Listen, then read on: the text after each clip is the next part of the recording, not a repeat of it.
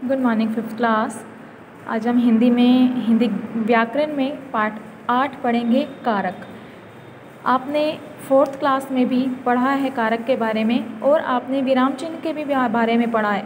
तो जिस तरह से हम किसी सेंटेंस को लिखने में, एक वाक्य को लिखने के लिए विराम चिन्ह का प्रयोग करते हैं और बिना विराम चिन्ह के वो वाक्य हमें अनकम्प्लीट दिखाई देता है, ऐसे ही कारक भी वाक्य में प्रयोग किए जाते हैं। जब हम कारक के चिन्हों का प्रयोग करते हैं तभी एक वाक्य हमारा पूरा होता है, अदरवाइज़ उसके बिना वो वाक्य वो सेंटेंस हमें अनकम्प्लीट लगता है। एग्जाम्पल देखेंगे, राम सीता पुष्प वाटिका देखा। तो हम पढ़ के देखिए, राम सीता पुष्प वाटिका देखा, वह बस विद्यालय जाता है। तो इसकी कोई सेंस नहीं बन रही है। इनमें हमें क्या यूज़ करना पड़ेगा? इनमें हमें कारक चिन्ह लगाने पड़ेंगे जिसके द्वारा हमें इसका पूर्ण अर्थ स्पष्ट होगा। देखिए, राम ने सीता को पुष्प वाटिका में देखा।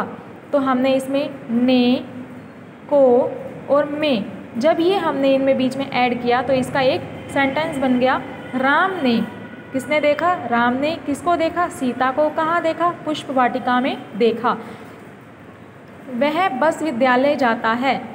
नहीं समझ में आया? देखिए, अब हम इसमें कारक चिन्ह लगाएंगे द्वारा। वह बस द्वारा विद्यालय जाता है। तो इसमें हमें द्वारा ऐड किया तो ये हमारे सेंटेंस कंप्लीट हो गए। तो अब हम जब ये वाक्य आपस में जुड़े हुए लगते हैं तो इनका अर्थ भी स्पष्ट हो रहा है। जिन चिन्हों द्वारा इन शब्दों का संबंध जोड़ा गया है उन्हें कारक चिन्ह या परसर्ग कहते हैं। ये जो हमने ऐड किए हैं ये कारक चिन्ह या फिर इन्हें हम परसर्ग भी कहते हैं। तो हम यहाँ पर कारक की डेफिनेशन देखेंगे। कारक किसे कहते हैं? संज्ञा या सर्वनाम के जिस रूप से वाक्य के दूसरे शब्दों के साथ इनका संबंध पता चलता है उसे कारक कहते हैं। जब हमने इनको ऐड किया तो इसके साथ संबंध हो गया। राम सीता, कोई संबंध नहीं पता लग रहा था। राम ने सीता को कहाँ देखा? पुष्प वाटिका में देखा। तो जब इनका संज्ञा सर्वनाम का वाक्य के दूसरे शब्दों के साथ संबंध पता लगता है उन्हें कारक कहते हैं। अब कारक चिन्ह किसे कहते हैं?